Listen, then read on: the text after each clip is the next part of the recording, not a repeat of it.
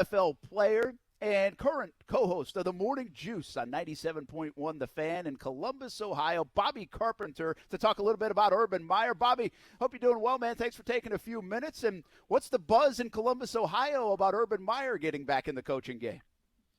Well, first of all, Brent and Austin, I want to congratulate you. Happy anniversary for 2 years. That's absolutely fantastic.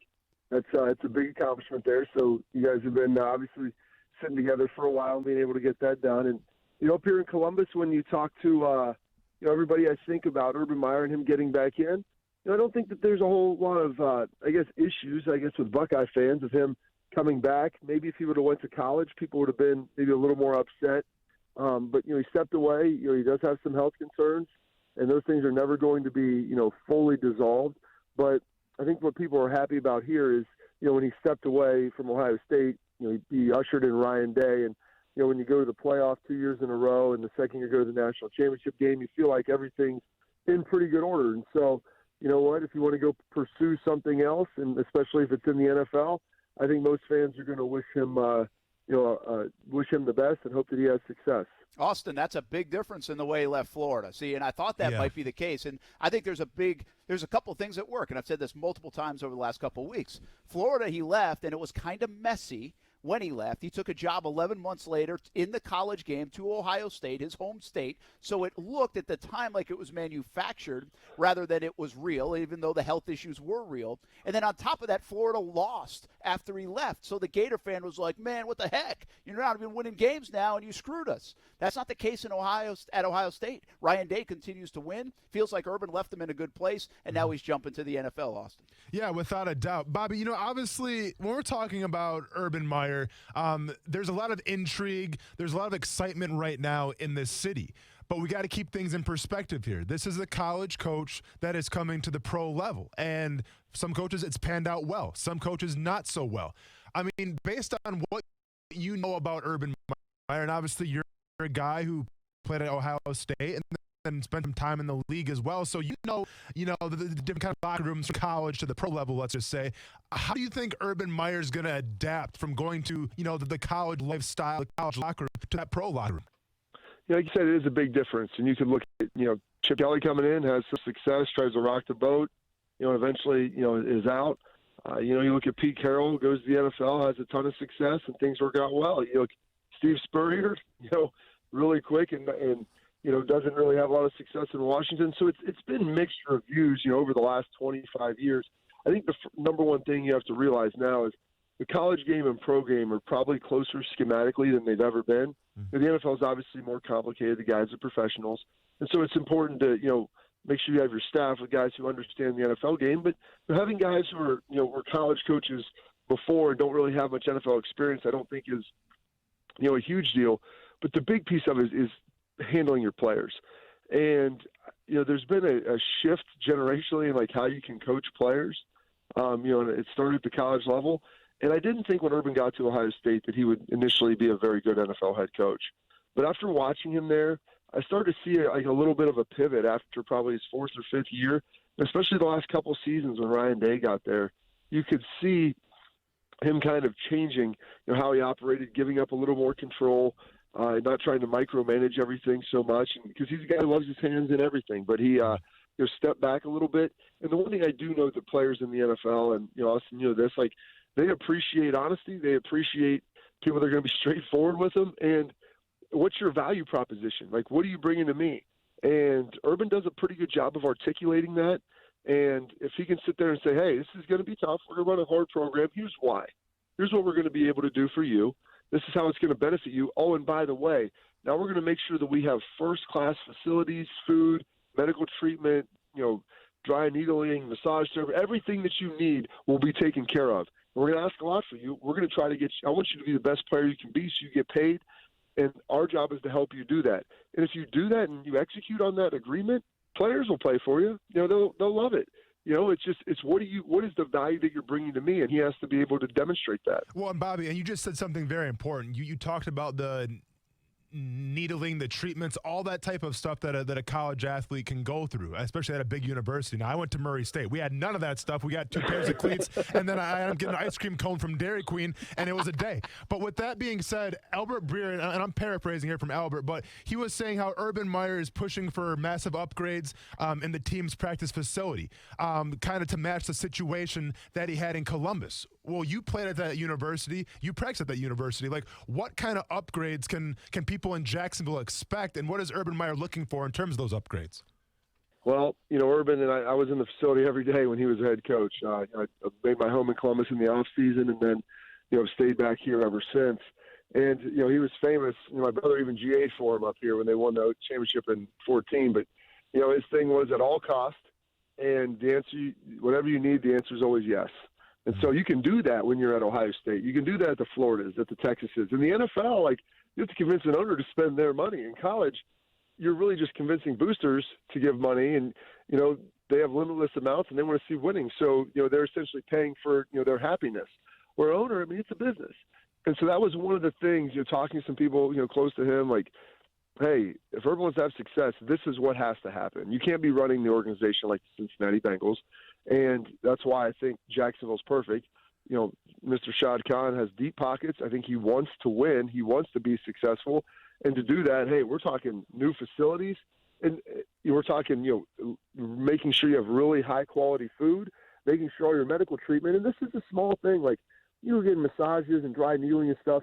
In New England, all that stuff's done in-house. They have a lot of that done there for you. And so as a player, it's like, okay, do I have to go spend $250 of my own money and drive somewhere and burn up my night? Or can I get that done like right after practice or in the morning or part of my treatment? And so, what type of physical therapist are you going to have on board? And, are you going to, you're going to spare any expense like that? And that's what I think players want. And if you do that, guys will buy in a heck of a lot more because they know you're investing into them. And you care about winning, but you also want to make sure that they can perform at their best. That's awesome perspective. And Brett, you hear that, man? It's going to be high-quality food in the press box. It's about to be lit. Yeah, no more green hot dogs. Egg rolls, no more fried egg rolls. Those are good, though, but, yeah, it is what it is. Bobby Carpenter with us, former Ohio State great, first-round pick in the NFL. By the way, just a quick thing here. Did you and Austin help pick the next coach and GM of the Lions? I know you guys have been involved in the process. Oh, jeez. Did you get the same text that Austin got when he played for the Lions? Yeah, so Bobby, a little preface here a little bit. So I spent literally like 4 or 5 weeks in Detroit, and they do a great job of staying in touch with the former players. I mean, I talked to a Lions representative probably every other month or so, and I like I said, I was there for 4 weeks, but I was privileged if I wanted to sit in on some phone calls and get some ideas of the next GM and head coach. I can only assume you have that information as well. Yeah, I mean, they do a good job. There's a couple organizations. The Patriots do a really good job. The Lions do a really good job, of reaching out to guys. I'm sure there's others, but those are the ones I'm, really familiar with. And you get the emails and, and having that community, having that part of, like, the alumni corporation of former players, like that's big. I mean, especially when you have some elite former guys. And so, I don't know if I'm involved in the coaching selection or by any stretch, but it's just nice to kind of feel involved, and I think that's something that you have to build, at every single place. Bobby Carpenter with us here on Action Sports Jacks on ESPN 690, co-host of Morning Juice on 97.1 The Fan in Columbus, Ohio, from Lancaster, by the way, which is where my mother-in-law's from. So a little tie-in there.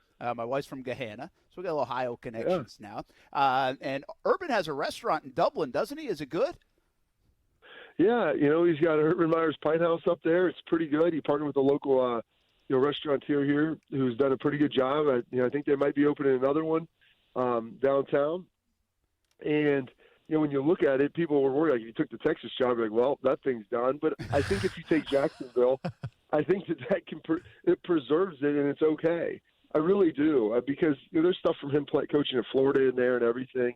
And people appreciate what he did at Ohio State and where he took the program and where it is now. I mean, it's one of the elite programs in college football. And this year, I think you could say it was probably unequivocally the second best program in the nation. So, the Pine House, Urban's Pine House, will be okay, and it will still be well patronized. Yeah, no doubt. Bob, let me ask you this, Bobby. Do you think will he raid the staff at all of Ohio State, or is there some concern in Columbus about that?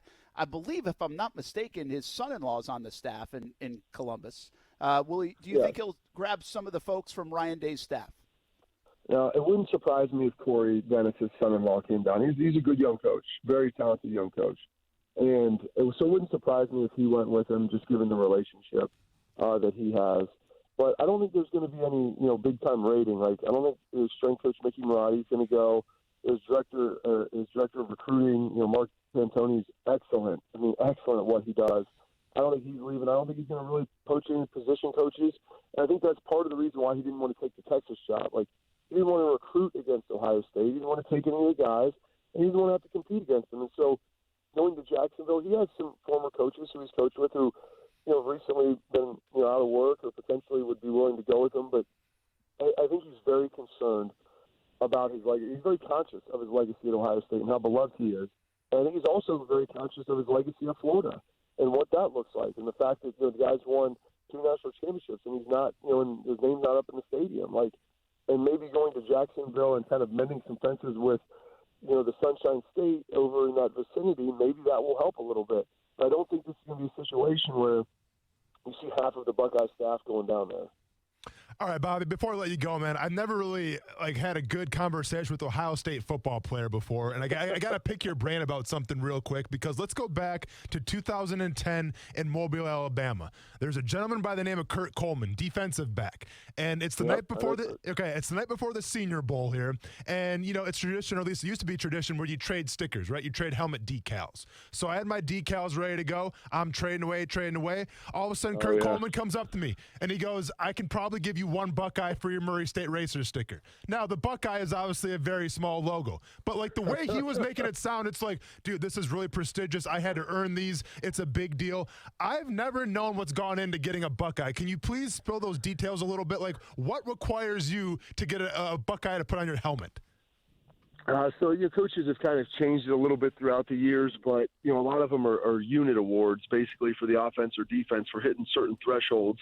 Whether it's, offense has over, 150 yards rushing or 250 passing, so many touchdowns, defense, limiting those or turnovers or sacks. And then you can get them on special teams. You can get them for big plays too, impactful plays in the game. But, we'd always say, defense would get this many for this, and this. Offense would get 5 for this, okay. And, here's the special teams units. You got so many for, tackles inside the 20 or whatever it is. Yeah. And so that's how they were kind of doled out. And I will say this, my sophomore year, I was number 1 on the team in Buckeye leagues because I played, about half the game on defense, 2/3, and then also I played on a couple special teams. So I think I had 87 There's a flex. that year. There's a flex. Now, real quick, if you guys lost, do you still get them? No. You only have to – you get one for the win. You get a second for a Big Ten win. If you lose, you get nothing because winning is the primary objective. So, yeah, when you have a season you go 8-4, you're not getting many Buckeye leads. Those stickers matter. Stickers matter, Austin. Hey, you better be proud of that sticker you got. And don't tell Kurt Coleman, but actually stuck in his locker and took 5 of them. And they're on my helmet right now as we speak, Brett, in the studio. So there you go. Kurt's a great guy, very competitive. Hopefully you had a good time with him there, man. Sure. He's a grinder, man. One of the guys who really works hard and does it the right way. I don't know how much time I promised that I'd keep you, but I'm going to ask you one more thing. The problem in Jacksonville has been keeping great players. Jalen Ramsey, Yannick Ngakoue. Why do I feel like Urban Meyer will be so much better at cultivating the star athlete than the Jags have been able to do in recent memory? Am I right? You got a lot of 5 stars at Ohio State, a lot of 5 stars at Florida. He's had to deal with a lot of those superstar guys, and it seems like he's done pretty well. Well, number one, guys don't want to go to work in one of the worst facilities in their industry. And so if you're going to tell me, hey, we're building the Taj Mahal, you're going to be on par with anyone in the NFL or close to it, like, guys, that's enjoyable. Like, that helps a lot. And then, I think dealing with those players and letting them know that you're building a winner and they see a coherent vision about how things are going to operate. And, caring about guys' families a little bit and stuff like that. Urban comes off as a tough dude, and he is, but – he asked, I never played for him. And, he's giving my wife a hug when I see him. I've got to know his family really well. And it's been good. Like, he can humanize himself to people, and that makes guys want to stay because they believe in the cause and what you're trying to build. And the resume says it all. Bobby Carpenter, 97.1, The Fan in Columbus, the Morning Juice. Appreciate the time, man. Great insight on Urban Meyer. Hey, my pleasure. Thanks, you guys. And you got a good one down there, man. I think he's going to do well. Thanks, man. Appreciate you.